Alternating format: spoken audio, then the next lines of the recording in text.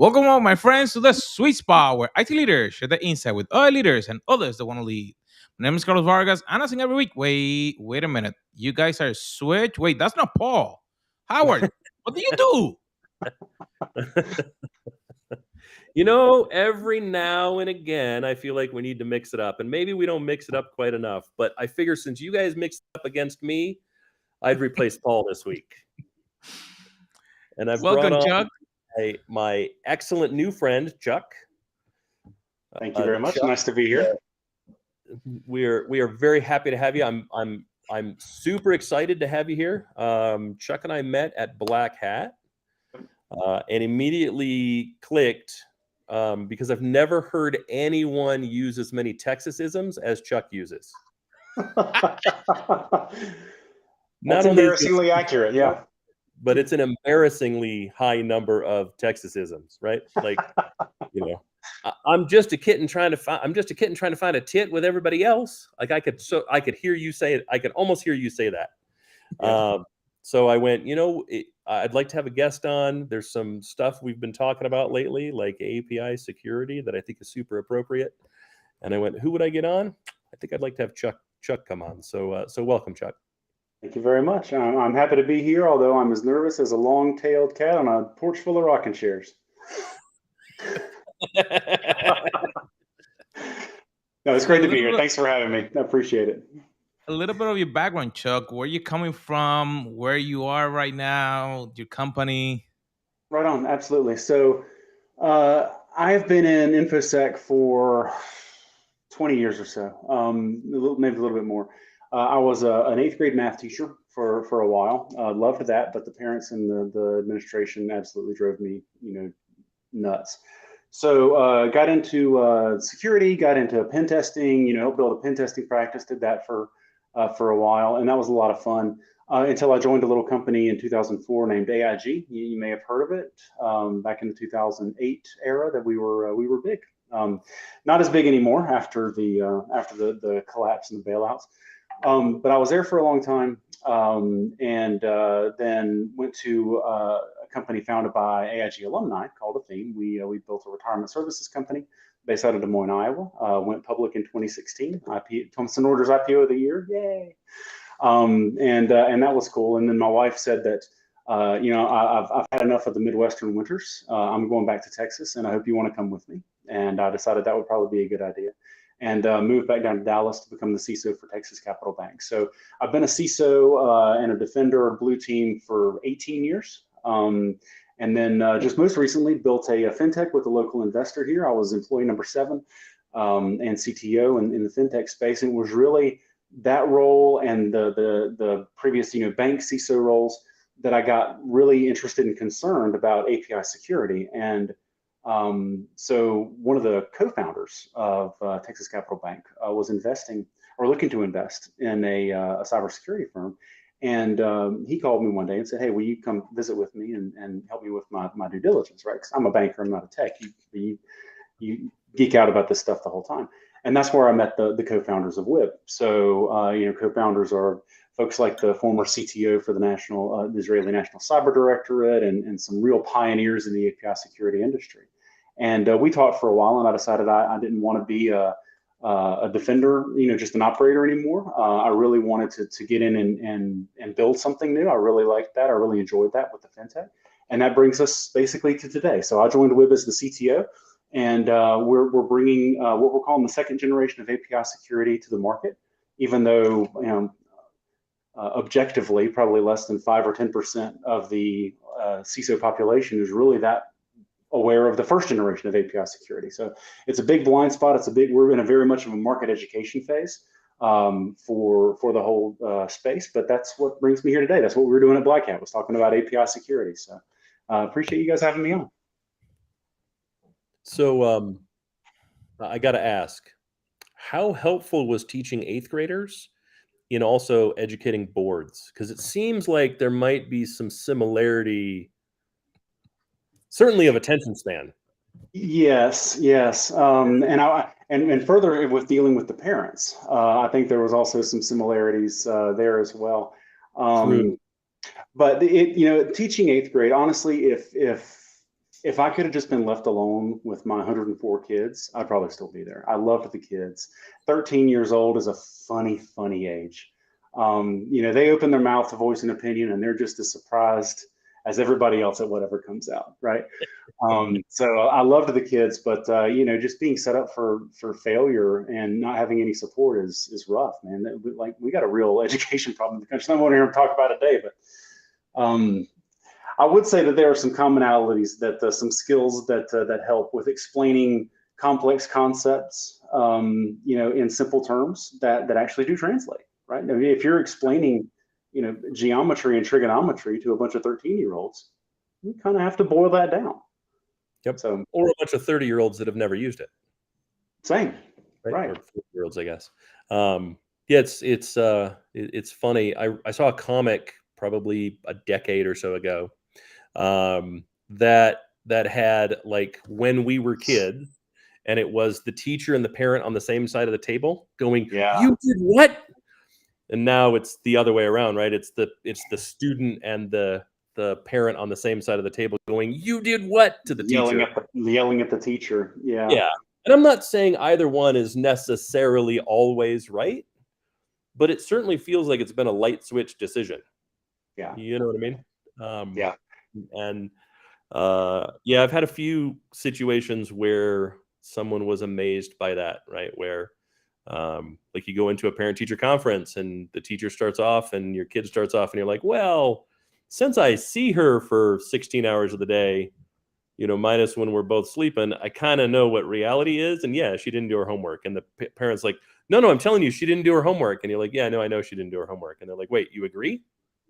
Well, yeah, I'm a reasonable human being. And they're like, oh, I can't even. Oh. Can we just make this last day? I could really use a break, Then my doctor, I did the same thing with my doctor, right? I live in a kind of a conservative town, and we move out and we get a pediatrician and we go in to meet with the ped for the first time, and they're like, okay, so for your kid to start school, they're going to need this vaccine and this vaccine and this vaccine. And we went, okay. And they went, okay, so you need to understand the job that vaccines do. And I went, no.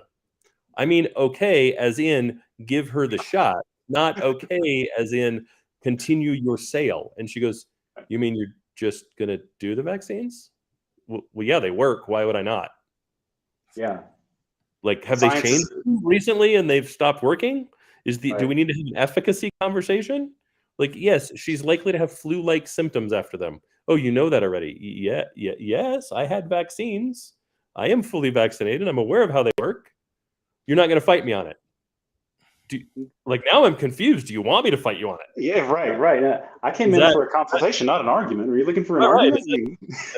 I'm like, look, doc, you just need to understand. I know for a fact your PhD is better than mine because I got mine from Google.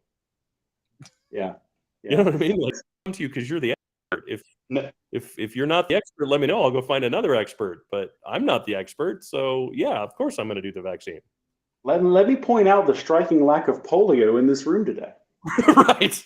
None of us have smallpox. We don't have measles. Like, as far as I could tell, this stuff actually works. Right. So let me ask you a question. Yeah. Is there a vaccine for your APIs? Something that you can knock them out and you can protect us about that. So Chuck, you'll note that I took a hard right rather than head towards the topic we were going to discuss today. That's actually part of the fun we have with Carlos on every one of our episodes is we try to see how far down the rabbit hole away from the topic can we go before Carlos tries to pull us back. And what does that transition look like? Before he just snaps and brings us back on point. He does. He's like, look, none of you are beautiful enough to be influencers. We need to be on topic or we're going to lose our audience. No, it's a fair point. And so with respect to APIs and the vaccine or the magic pill, it would be great if I could say that there was, and that I could be honest about saying that there was. And the reality is we have a series of problems in the API security space. It's not just one thing. And while companies like mine and my research teams and my R&D folks, smart people working hard to try and find a silver bullet right now, the best we can do is a bunch of lead bullets. and really figure out how to break the problem down in solvable ways. And what's challenging to me as a 20-year veteran, a buyer, is going to conferences or events and hearing companies talk about their quantum mesh, blockchain, nexus, AI driven, whatever, and I'm like, you don't know how that works, and you think that I don't know how that works, and it, unfortunately, in spaces like the one that we're in right now with APIs, I don't think we need FUD. I don't think we need misinformation. It's a serious issue, and I'm worried about it from a critical infrastructure perspective, from a national security perspective, from a health and wellness perspective. Like, we've got medical records and everything, tons of new, valid, powerful use cases for the use of APIs. So it's a little bit like a one-legged man chasing a rabbit. Like the APIs are proliferating way more quickly than DevOps and security teams are able to find them and govern them and put any kind of sanity in place. And so the longer that this goes on, the further apart they get, right? The one-legged man and the rabbit. It's actually just worsening right now. And so what we're trying to do is come up with ways, like practical, reasonable ways, grounded in security fundamentals, that we can help companies catch up and then keep up with their API ecosystem. But it's not a trivial problem to solve. And bluntly, anybody that tells you they do have a vaccine for it, they're selling vaccines, or they're selling water in syringes. I don't know which. So it's interesting. There's a really good Texas comparison that you had me think of, and it's like the feral hog problem in Texas, right? I don't care how good you are at it, right? You and your lever action, no matter how good you are at it, feral hogs out reproduce you. Yeah. Right. And it's a problem because if you ranch in any way, shape, or form, feral hogs destroy everything they want to eat, everything they want to drink, and dig holes that they fall in and break stuff. Right. I'm not a big fan of killing things. It's not something that I enjoy. But when things turn feral, you don't have a choice. Yeah. Right. Well, yeah. And there's no fence you can build that keeps a feral hog out. No. At least not that anybody's found. No, right? There's no 350 pound hogs. Yeah, forget it. No. They're solid muscle and bacon. So what do? Well, you call in the biggest army you can get your hands on. Right? You advertise to idiots that live in other states to come do a hog hunt and pay you for the privilege of helping you deal with a feral hog problem. That's right. Right. In this case, right, if we look at the APIs as the feral hog, if you look at your software stack, I promise, look back 10 years, the number of APIs that you have reproduced like they're feral hogs. Yes. Right. And the chances are, if you're at the top of the chain and you think you know how many APIs you have because you did a count 3 weeks ago, that number has changed. Right. Unless you've been hard focused on that security problem. And thus, any use of any API anywhere for any reason requires a governance board conversation, which I don't know anybody that's really doing or able to enforce. You don't know how many APIs you have today. You might have an idea, but you're probably not right. And not being right means you're trusting the wrong thing. Right? Yeah, when trust isn't warranted at all. No. And it's there's a fundamental difference in the two sides of the coin, right? You have software developers writing to APIs whose default behavior is trust. Yeah, sure. They check the trust box. I need to get this information. I need to move this information. I need to query a status on something. This API gives me that thing that I need. Therefore, I'm just going to write to it. Without really taking into consideration, that's not nearly all that it does. Well, yeah, there's another 100 features behind it that I didn't need that today, so I'll just ignore it, but it's still there. And it's creating that app into your backend systems and data. Yep. Versus then you have security whose default is not to trust. Right. I don't want to trust anything I don't have to. Well, that makes for a heck of a big language problem. Yeah. Right? Because if I have to change my software development team to default of not trust, I'm going to give up before it happens. Just to be honest. Right? I can't, that's such a fundamental change in how software developers operate. Or I'm going to say, whatever our release schedule, it will be 1/12 of that. Right. And I'm okay with Right. Right. But I can't say you can't trust and you have to produce at the speed that you're at, which, by the way, we all agree is too slow. I don't care what it is. Right. Right. Right. Amazon's releasing 65,000 code updates a day. They didn't get to 6,500 and go, that's fast enough. You all can just sit here. They went, no. You need to go faster. Then they got to 65,000 and they went, you realize we're not done yet, right? I expect 72,000 in 3 months. Exactly. Right? We're still half of our goal of 130,000 a day. Come on, guys, get back to work. Right. And I promise when you hit 90K, we're going to go, well, we're ahead of that goal. So I guess 130,000 wasn't enough. That's right. That's right. We can clearly do 180. For sure. It's so easy. Exactly right. You said something really interesting before this started. And I kind of want to touch on it because I think it's an important thing for our audience to understand, regardless of where they sit in the space. Why do CISOs lose their job? Oh, yes.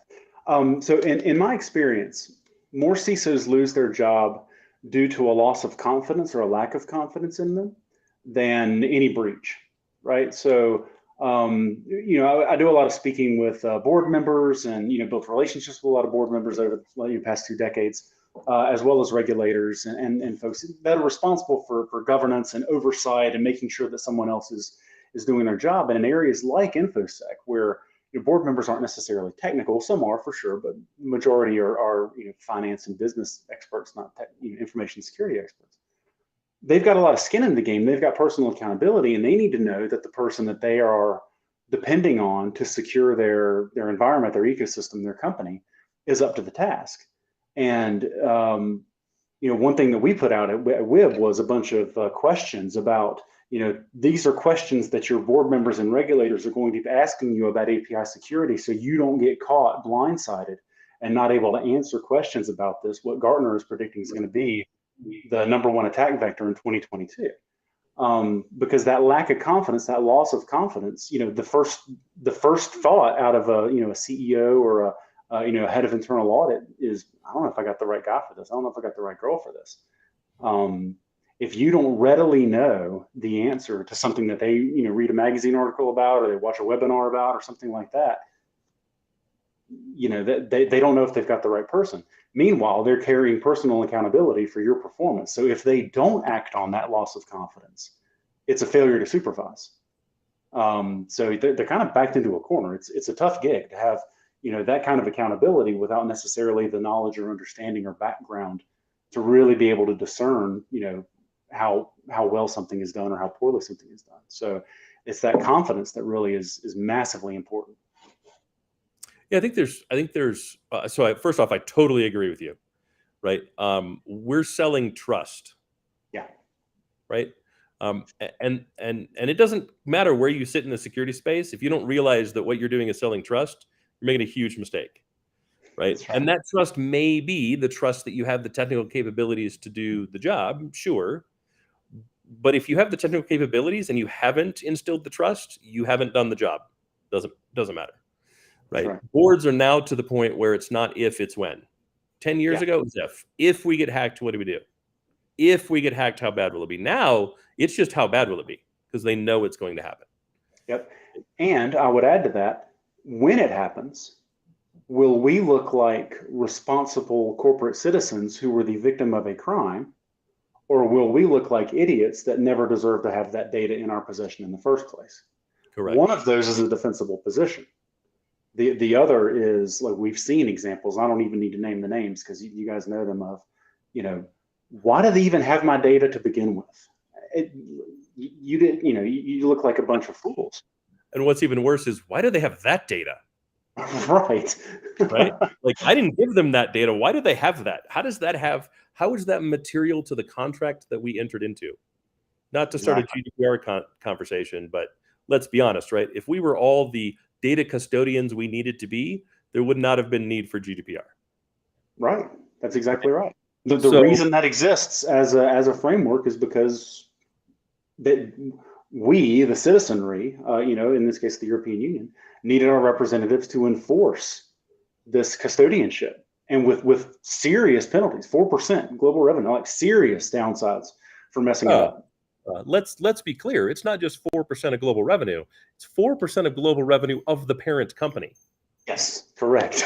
You can't hide all of your data ownership in some poorly funded subsidiary.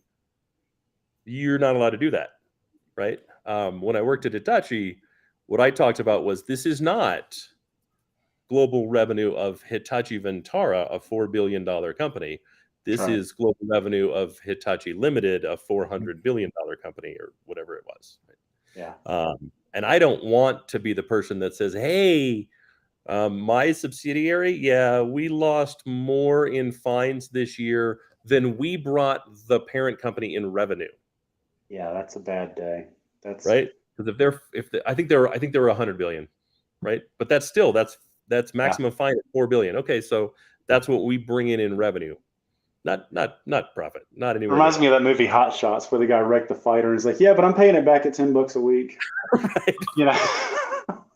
It is interesting to note that the fines in the first 2 years of GDPR were greater than all of the fines that have been levied under HIPAA up to that point by more than a factor Total. of 10. Yeah, that doesn't Correct. surprise me By at all. more than a factor of 10, right? And it's not just the EU that needs it, it's just the EU that's taken the action to create it, right? Right. California took the action to do things similarly. What's interesting about California's is they leave it completely open for civil action by the affected parties as well. And it's super interesting, kind of the way the law works in many places, including in the U.S. You have to be able to show actual damages. Stole my data is not an actual damage, Right. right? And what California does is it opens it up to quantify those damages, even without being able to show actual damages, right? So it's super interesting, kind of what we're starting to see.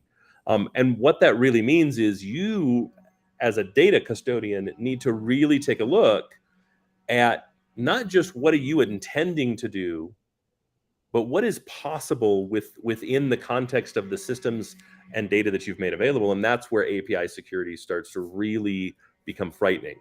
Yeah. Right. Yeah, that's exactly right. Right. If the API is open, but your mobile app provides all the security, so it's not a problem, it's a huge problem. Yeah. Yeah, Right. you may be disappointed at exactly how much that mobile app is doing with its embedded credentials and embedded API keys, and we see all kinds of stuff in the space where the front end systems are Are we people for going? some reason trust user supplied input. Yeah. It's terrible, right? Are we going back to the time that we were embedding credentials on the web pages to make the connections and like to access the APIs? Yeah, You very remember that? similar. Very Yeah. similar. Yeah, almost identical.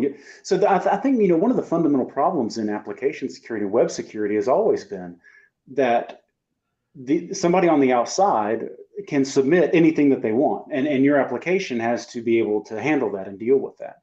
The challenge is that no developers, it's not reasonable to hold developers to a standard of anticipating every potential abuse case possible.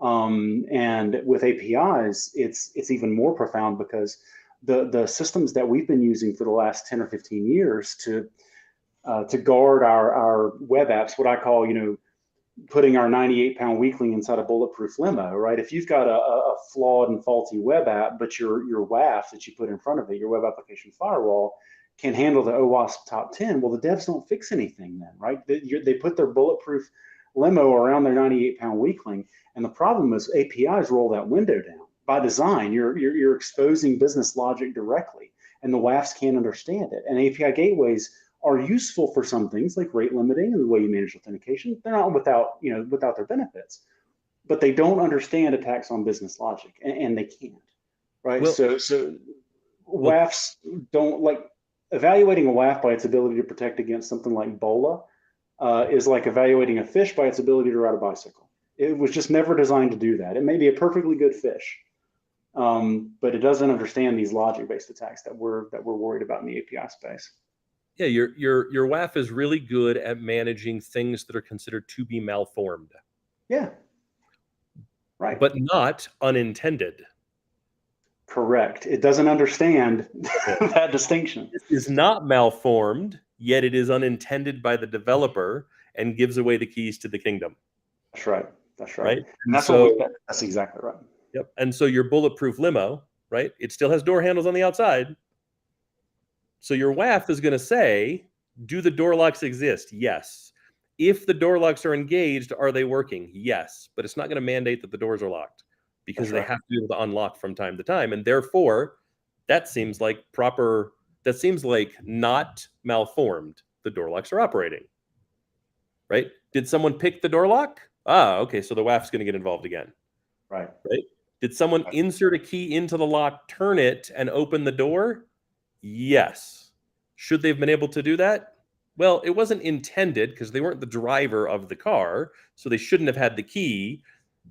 But the key was made to operate, so yes, it works. So the WAF is going to do nothing, right? And it is in fact that, right? And what we're relying on is security through obscurity again, which we've said for at least 10 years, if not 15 or 20, that security through obscurity is not security at all. Doesn't work. Right. And it still doesn't work, even though we've been saying it for 10 years. Yeah, people still don't listen. That's right. Saying security through obscurity is not security doesn't work, but it still is true. It's still true. Right. Yeah.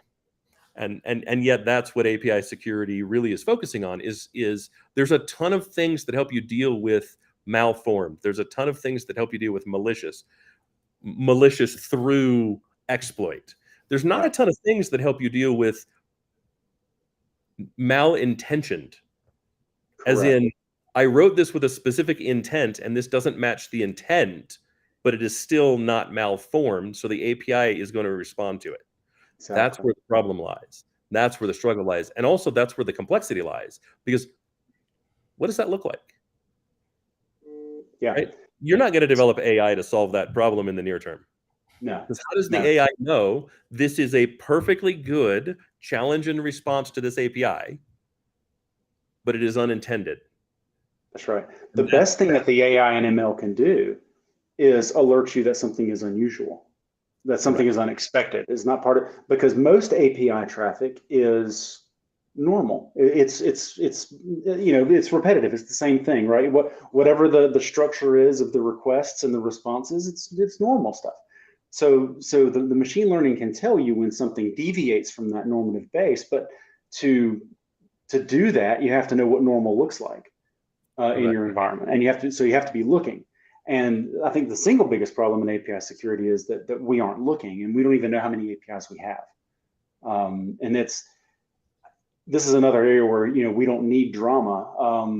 I think 50 to 60% of APIs are unmanaged, and when I tell CISOs that, they tend to say, I don't know, that sounds kind of high. And I talk to DevOps leaders, and you're like, oh, that's got to be way low. It's probably it's probably 90%. They like, we don't know how many APIs we have. How would I even know?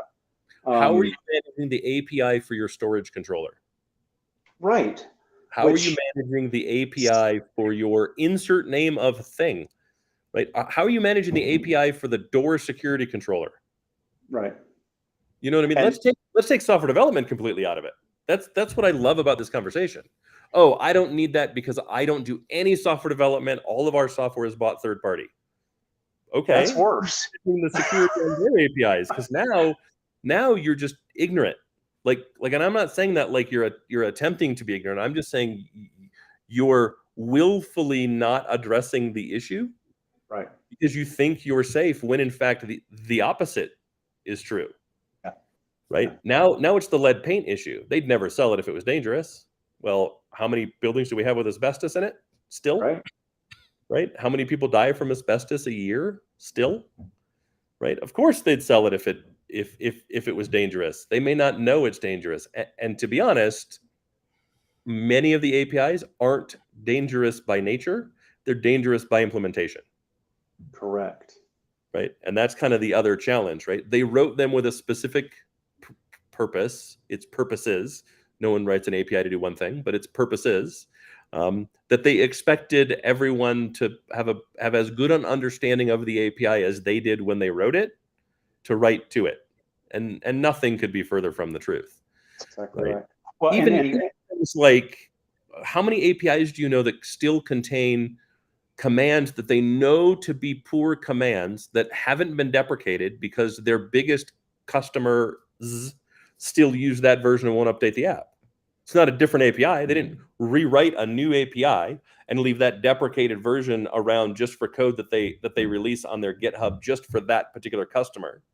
No, of course they don't do that. They just roll that right into the API. Why? Because you can only manage so much code base. You can only manage so much version control. You can only manage so many forks, right? And yet that's a huge problem. Why? Because that's available to all of us that use that API. Exactly. And if you're a big software provider, then you have to write to provide the capability to satisfy innumerable use cases, which so the possibilities are just way more. So get a real example, the fintech that we built here in Dallas. We had banking, mortgage, and insurance as the three product suites. Just one of those platforms, just one, had over 6,000 endpoints. And for my business case, for my use case, I needed about 30 of them. Okay. So what am I going to do with these other 5,970 endpoints, all of which provide functions and ways to interact with my backend systems and my real data? I'm like, I don't need these. Can I shut these off? No, we give these as a broad feature set in case our customers want to do things in the future. I don't want to do anything with those now. So I've got to monitor, literally, what is that, 30 to less than 2%. I've got to monitor, almost 100% more of the attack surface than I need to. And, I know we're all here on this call, we're all of a similar vintage, right? So the old school threat modeling, I think, for those who've been doing it for a while, that's just the way I think of things, right? I need assets, actors, interfaces, and actions. Who's doing what to what via what? And then I need to know what, at the trust boundaries. And if you're zero trust or really zero trust, then trust boundaries around everything. But, you need to understand how bad actors can abuse those services, right? Spoofing, tampering, repudiation, information disclosure, denial of access, escalation of privilege. And the I in API is interface. And if I've got, 5,970 more interfaces exposed than the 30 that I need, and I can't shut them down, probably don't control the environment and really keeping an eye on it, it becomes very challenging. Yep. And I don't control them. Yeah, they're not mine, right? I bought them. I didn't build them. Infrastructure for them. They're provided to me as a service.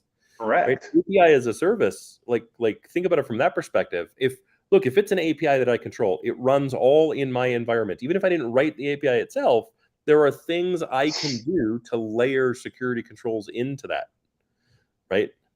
That I have control over. You do that as a service, I no longer have control over any of that. I control none of that infra. That's right. Right. At least I've got all the. By what controls do they have available? What restrictions can they put in place? How rudimentary or detailed are those? Right. And so now it's more than just I need to change the way my software developers write. Now it's I need to change the way I acquire those APIs to begin with. That's right. There's a material supply chain aspect to this. Absolutely. So do we have a way for, let's say, a tech executive to start understanding or thinking what they should start looking to protect their environment? If they're on the cloud, is there some kind of methodology or something? Like Howard said, internally, there may be some things, ways, solutions that you may be able to apply. But I'm just thinking, like, is there something that could start, like, starting to put some boundaries around it? Yeah, there are. And so fundamentally, you're going back to the security principles that we're trying to bring to the marketplace in the way that we think about this. Is the first thing to do, like whatever framework you use, critical security controls or NIST or whatever, the first thing is identify, right? Fundamentally identify your attack surfaces and your exposure points. And what we've learned about APIs is they can be really tough. They can be really tough to find all of them. And so they're the pioneers of the industry, like the first movers, and some of whom work with me at WIB, some of the first people to ever work in the API security space. They started by putting a traffic lens to it. And I think that's a valuable lens, but it doesn't give you everything that you need, because the analogy that we use within WIB is the difference between a spotlight and sunlight. right? So if you hear something go bump in the night and you go out on your front porch and, whether it's feral hogs or in my case, the other night, coyotes, after our baby turkeys that we're raising for Thanksgiving, I've got a spotlight, and that will show you where you know to look or where you think that you should look. The problem is you don't always know where you should look. And security over the last several decades has earned being excluded from developers, including security teams, in the development process because we slow everything down, we make everything harder than it needs to be. We don't understand development, right? Just broad brush commentary. So what we try to do is really put as many lenses to the API ecosystem as we can, and then compare what we see across those different lenses to get as close to a version of the truth as we can.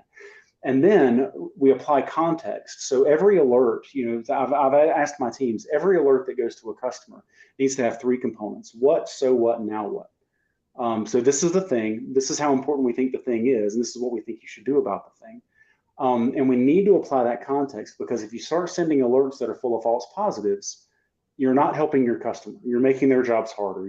If you've got a CISO that is your buyer, and his new API security platform starts spamming developers with a bunch of false positives or erroneous issues that aren't really issues, they're just going to shut down. They're not going to do anything. So get to the actionable intel, harden that attack surface, shrink the attack surface, and then build a baseline for what normal looks like. And then we're looking in traffic, and we're looking, as importantly, in code. And then we use simulated attacks to give us validation of how serious is something. So just because we were scanning like a GitHub repo or GitLab or Bitbucket or whatever, and something looks like BOLA, right, broken object level authorization, doesn't mean that it necessarily is. It doesn't mean that it's actually vulnerable. So we have to validate that. And then that's the difference between you have BOLA exposed to the outside world, or you have a poor coding practice and you need to adjust the way that you write your code. And those are two very different criticality levels, very severity levels. And that's really the way we approach the problem. Get your arms around it, shrink your attack surface to expose only the services that you intend to expose, because the rest is just unrewarded risk, right? And then harden that surface that you expect to expose or publish to the outside world, right? So patch it and make sure that it's not vulnerable to the attacks that we're looking for, and then keep up with it. And so once we actually start looking in the code bases, we can do things like every time we see a commit, we'll take a snapshot and update. This is what changed from this version to the other. This is the risk impact. This is who made that change, and so forth and so on. And the fact is, it's kind of an iterative process, and it takes some legwork to get to that point. But once you're caught up, then you can manage it, right? Then your change management programs, your asset management programs, your vulnerability management programs. If you're an enterprise, you already have these things. They just had a blind spot when it comes to APIs. I don't want my customers to stand up an API security program. I want to give them the intel they need so that their existing programs cover APIs. Because 91% of web traffic is APIs now. This isn't a separate thing. This is your infrastructure. This is your lifeblood. So, but unfortunately, it's a big blind spot. So that's how we go about it. Long answer, but we do have a methodology for this. Not just a big blind spot. It is a big spot, right? And for those of our listeners that are confused by zero trust, this is why zero trust exists. Yes. Not API security specifically, but API security is a huge one, right? It exists for all of the things that it's impossible to know all of the things about. Exactly.